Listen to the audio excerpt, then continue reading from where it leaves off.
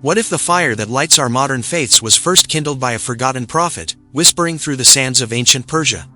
What if behind the rituals of today's religions, those of light and darkness, good and evil, heaven and hell, there was a single, blazing origin, now mostly obscured, like a temple buried beneath the dust of centuries? Long before the rise of Christianity, Islam, and even before the structure of Judaism as we know it today, there existed a flame. Not a metaphorical flame alone, but a literal sacred fire, eternally burning within stone temples under the care of wise priests. This was no ordinary tradition.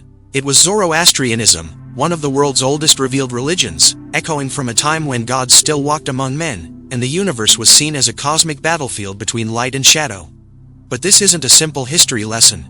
This is a journey through the hidden veins of religious evolution, where we'll uncover how the dualistic worldview of Zoroastrianism etched itself into the heart of Abrahamic faiths, how its spiritual metaphors became dogmas, and how its esoteric teachings, once reserved for initiates, transformed into the public rituals of billions. In this video, we will pierce the veil of time and illuminate the ancient teachings of Zarathustra, the prophet who spoke of Ahura Mazda, the wise lord, and the eternal war against Ahura Mazda, the spirit of destruction. We'll explore how his cosmic philosophy didn't vanish with Persia's fall, but instead, took root in the very soil from which Judaism, Christianity, and Islam would later bloom. You'll come to see how heaven and hell, angels and demons, messianic prophecy, final judgment, resurrection, even free will, all these modern pillars may not be as modern as they seem. They are echoes, reflections, shadows of a much older fire. So stay with me. The fire of wisdom has not gone out. It merely waits to be remembered. Long before the deserts of Judea knew prophets, and before the cross or crescent had ever been drawn in sand or stone, there walked a lone visionary upon the Iranian plateau. A priest, a mystic, and a philosopher whose words would ripple through time like waves across a silent ocean. His name was Zarathustra, or Zoroaster, as the Greeks would later call him. He did not simply speak of gods and demons. He spoke of a cosmic order, a force called Asha, a divine truth that structured the entire universe. Unlike the chaotic pantheon of neighboring traditions, Zarathustra brought forth something radically different: monotheism rooted in morality, mysticism balanced with reason, and a spiritual revolution that would burn like wildfire through the minds of those who followed. At the heart of Zoroastrianism lies Ahura Mazda, the wise lord, the infinite light. Opposing him is Ahura Mazda, the destructive spirit, born not as an equal, but as a shadow, a corruption of divine freedom. Here was a theology that dared to explore cosmic dualism not as a simplistic good versus evil, but as the battlefield of consciousness itself. It was a path where the soul of every man and woman was enlisted in a metaphysical war, not through blind obedience, but through choice. In the sacred text known as the Avesta, Zarathustra's hymns, called Gathas, resonate with philosophical depth. He speaks not just of divine will, but of vohu man a good mind, of spenda armiti holy devotion, of the eternal journey toward Frishokareti, a final purification of the world. These concepts, while draped in ancient language, shimmer with eternal relevance. But how did such teachings survive? The empires of the Achaemenids and later the Sassanids adopted Zoroastrianism not only as a religion but as a guiding principle for governance, law, and culture.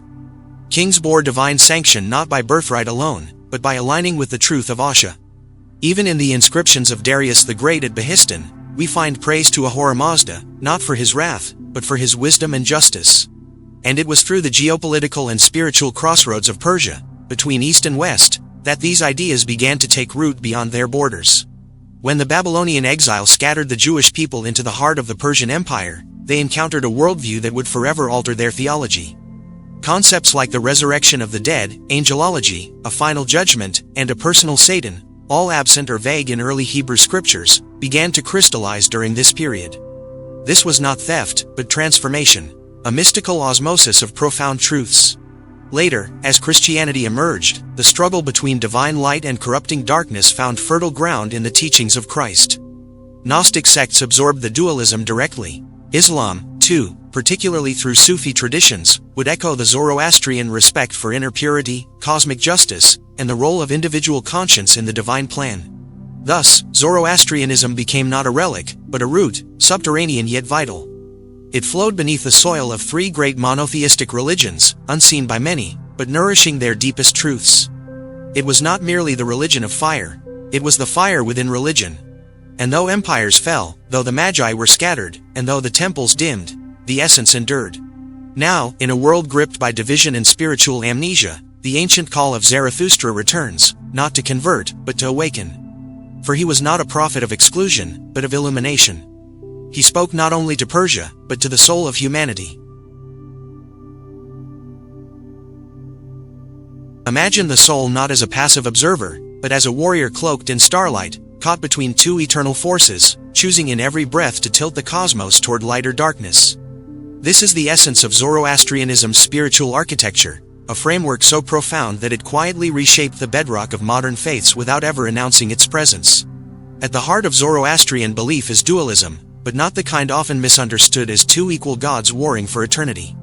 Zoroastrian dualism is metaphysical, a philosophical tension between Asha order, truth, divine law, and drudge falsehood, chaos, corruption. These forces are not simply cosmic enemies, they exist within every thought, every choice, every heartbeat of existence. Ahura Mazda is the creator of Asha, the divine architect of wisdom and light. He does not coerce, he invites. And Ahura Mazda, the destructive spirit, is not his twin, but his antithesis, born from the abuse of free will, not as an independent deity, but as a distortion of the same sacred fire. Now pause. Does this sound familiar? In Christianity, Satan is not a god, but a fallen angel, a once pure being who misused his free will. In Judaism, the Yetzer Hara, or evil inclination, is a test of the soul's strength rather than an external demon. In Islam, Iblis refuses to bow, not from power, but from pride. These ideas, of internal moral struggle, of divine light tested by corruption, mirror the Zoroastrian vision like reflections across a timeless river. Even the concept of the soul's journey echoes Zarathustra's teachings. In Zoroastrian eschatology, after death, the soul is judged at the Chinvat Bridge, a narrow passage spanning the abyss between the material world and the spiritual realm. If the soul has lived a life aligned with Asha, the bridge broadens and leads to paradise. If not, it narrows to a blade's edge, plunging the soul into a purifying darkness. This image, of a soul walking a bridge after death, predates Dante's Infernos and Islamic descriptions of the Sirat by centuries. It is not merely a myth, but a map, one that reveals how ancient humans envisioned justice as both divine and deeply personal. The idea of Frishokareti, the Zoroastrian version of the end of time, is not one of destruction, but of cosmic healing. It is a purification, where all souls are eventually reconciled and the universe returns to its original state of harmony. This too finds resonance in Christian and Islamic visions of a final resurrection and judgment, where divine justice merges with divine mercy. Yet Zoroastrianism is not content with afterlife speculations. Its power lies in the present moment, in the sacred now. The Gathas whisper again and again, every thought, every word, every deed carries metaphysical weight. You are a co-creator of reality. The universe is not a stage where gods play out fate. You are a participant in a spiritual symphony, and your choices help tune the cosmic chord. Zarathustra taught that true devotion is not in blind ritual, but in righteous action. To care for the earth, to honor truth, to uplift the oppressed, these are prayers as sacred as fire offerings. This radical emphasis on ethical living would later inspire Jewish legal codes, Christian acts of charity, and Islamic tenets of justice. The idea that faith must be proven through conduct was first blazed in the fire temples of Persia. Even angels, those winged intermediaries of divine will, have Zoroastrian roots. The Amisha Spentas, or bounteous immortals, are divine attributes personified. Good mind, truth, devotion, and so on. These aren't simply celestial beings, but manifestations of Ahura Mazda's essence, reflected in the cosmos and echoed in the soul. The parallels with the archangels Michael, Gabriel, and others are too striking to ignore. Once again, the torch is passed, not overtly, but symbolically, from fire to flame. As we peel back the layers, what becomes clear is this: Zoroastrianism is not just a precursor. It is a prism, through which later traditions refracted the divine light, each capturing a different hue, but all touched by the same eternal flame. Beneath the cathedrals of Europe, the mosques of the Middle East, and the synagogues of the ancient world lies a quiet resonance, a pattern older than their walls, older even than their prophets. It is the sacred architecture of thought carved by Zoroastrianism, whose influence persists not in overt symbols, but in the very logic of the spiritual cosmos these faiths inhabit. Let us return to a powerful metaphor: fire. In Zoroastrianism, fire is not worshipped, it is revered. It is the purest symbol of Asha, the divine order. a living witness to truth. Within the fire temple, the sacred flame is never allowed to die. It is tended by priests not as a god, but as a mirror of divine presence, its light illuminating both physical darkness and moral ignorance. Now consider how this reverence for light and fire subtly echoes through Abrahamic theology. In Christianity, Christ is the light of the world. In Islam, God is described in the Ayat an-Nur, the light verse, as the light of the heavens and the earth. In Judaism, the menorah burns in the temple, and divine presence appears as fire atop Mount Sinai. These are not coincidental. They are transformations of an ancient Zoroastrian lens that saw divine truth not in abstract form, but as living radiance. Another hidden ember lies in the idea of moral progress. Zoroastrianism doesn't view the world as inherently damned or corrupt. Rather, it sees history as a linear journey, a battlefield where good will ultimately triumph. This is a radical departure from the cyclical view found in many Eastern religions, where time repeats endlessly. The idea that history has a direction, that it is moving toward a final restoration. This seed was planted by Zarathustra, and it germinated in the messianic expectations of Judaism, the second coming in Christianity, and the awaited Mahdi in Islam. The savior figure, or Saoshyant, in Zoroastrian belief is not just a redeemer, but a restorer of balance. He appears at the end of time to defeat falsehood, resurrect the dead, and usher in a purified world. This prototype would echo again in the figure of Christ, the Jewish Messiah, and the Islamic Imam, each bearing the burden of final justice and spiritual awakening. But perhaps the most subtle transmission of Zoroastrian thought lies in the idea of individual responsibility, the sacred power of choice. In a world often governed by fatalism, where destiny was believed to be written in the stars or decreed by deities, Zarathustra offered a radical thought. You are the architect of your soul's destiny. Every human being holds a divine spark, and with it, the sacred freedom to choose truth or deceit, creation or destruction. This focus on moral agency would seep into Jewish teachings on free will, Christian doctrines of sin and salvation, and Islamic discussions of Qadr divine decree balanced by human accountability. While later theologies would wrestle with the tension between divine will and personal choice, Zoroastrianism had already laid the foundation. Both forces exist simultaneously, and it is in choosing light that the soul fulfills its cosmic role. Even prayer was different for Zarathustra. The Gathas are not petitions to an omnipotent ruler, but conversations with a cosmic intelligence. They do not beg for miracles, they seek understanding. They are meditations on ethical action, not merely rituals of submission. The prophet was not a mediator between man and God, but a guide to help each soul awaken its own divine connection. And so, we return to the question that haunts this lineage of faith. How did Zoroastrianism, once the state religion of a great empire, become so hidden? Part of it was history. With the Arab conquest of Persia in the 7th century, Zoroastrianism declined rapidly. Its followers, the Parsis and Gabers, fled persecution, often preserving their traditions in secret. Their temples fell silent, but their wisdom echoed on, woven invisibly into the sacred tapestries of newer faiths. Its stories became other stories. Its symbols were reinterpreted. Its truths, once sung beside eternal flames, were carried by memory, whispering through the corridors of time. Today, many unknowingly carry its torch, when they speak of the war between good and evil, the judgment of souls, the light of God, or the promise of redemption. Zoroastrianism did not vanish. It transmuted. It became the sacred root beneath modern theology, quiet, forgotten by name, yet immortal in essence. If the sacred fire of Zoroastrianism still flickers beneath the surface of modern belief, then what does it offer to the seeker of today? How can teachings whispered thousands of years ago help us navigate the tangled world of digital noise, moral confusion, and spiritual longing? The first principle is stunningly simple, yet deeply profound. Good thoughts, good words, good deeds. This triad is not merely poetic, it is the bedrock of Zoroastrian practice. These three become the spiritual sword, shield, and compass of every initiate walking the path of Asha. They are not goals for perfection, but tools for purification. In a world obsessed with outcomes, Zarathustra calls us back to origin, the intention behind action. Each morning, begin with a sacred observation. What is the first thought that enters your mind? Is it one of fear, fatigue, distraction? Or is it gratitude, clarity, purpose? The practical technique here is a thought ritual. Before rising from bed, whisper a silent invocation. May my mind dwell in truth.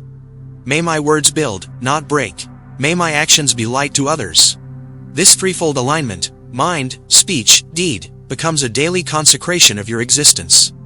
Not to a god outside, but to the divine spark within. Next, we turn to fire. not as worship, but as a symbol of your inner light. Create a small space in your home, a flame corner. Light a candle each day, even for 5 minutes. Sit in silence before it.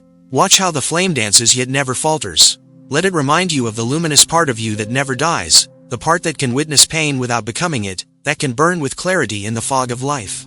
This is a fire meditation, drawn from Zoroastrian reverence but applicable to all. Ask yourself in its glow, where today did I act in Asha? Where did I fall into drudge, falsehood, confusion, selfishness? This daily practice is not confession, it is calibration. You are aligning yourself with the universal current of truth. Zoroastrianism also calls us to stewardship, not only of the self, but of the world. The earth, in this tradition, is sacred. Pollution is not merely ecological, it is spiritual. Waste is not just environmental, it is a form of falsehood. Therefore, make small vows of protection. Consume consciously. Recycle not only your waste, but your patterns. Speak words that nourish, not scorch. In this, you become a warrior of Asha, a protector of harmony in an age of excess. Another powerful practice is the conscious choice ritual. Each time you stand at a decision, whether to respond with anger or patience, whether to help or ignore, whether to speak truth or remain silent, pause, and say to yourself, I choose light. That small phrase, repeated in moments of conflict or confusion, summons the clarity of millennia.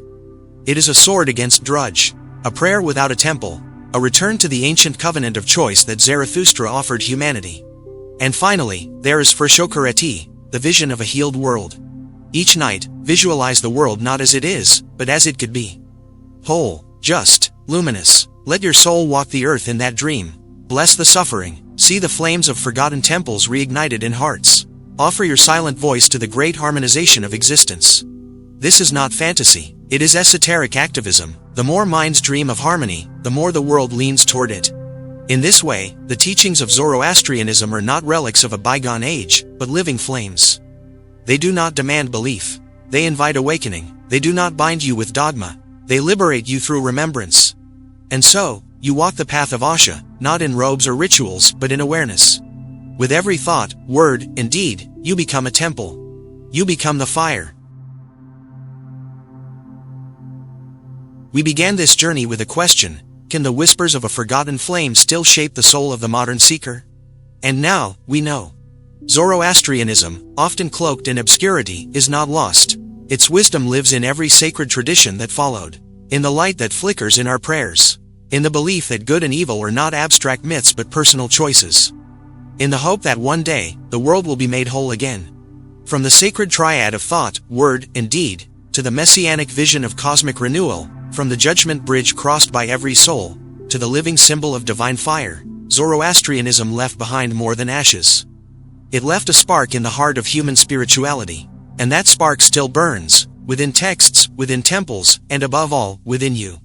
As you go forward, remember this: every action you take is a brushstroke on the canvas of eternity.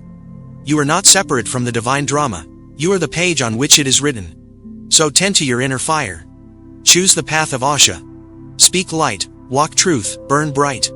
And if this sacred journey stirred something in you, if it illuminated a hidden corridor in your spirit, then let others walk beside you. Like this video if you felt its fire. Share it with those seeking deeper truths. Subscribe to our channel for more journeys into esoteric wisdom, ancient teachings, and soul-altering revelations. And above all, thank you for watching. May your path be luminous, your choices true, and your inner flame eternal.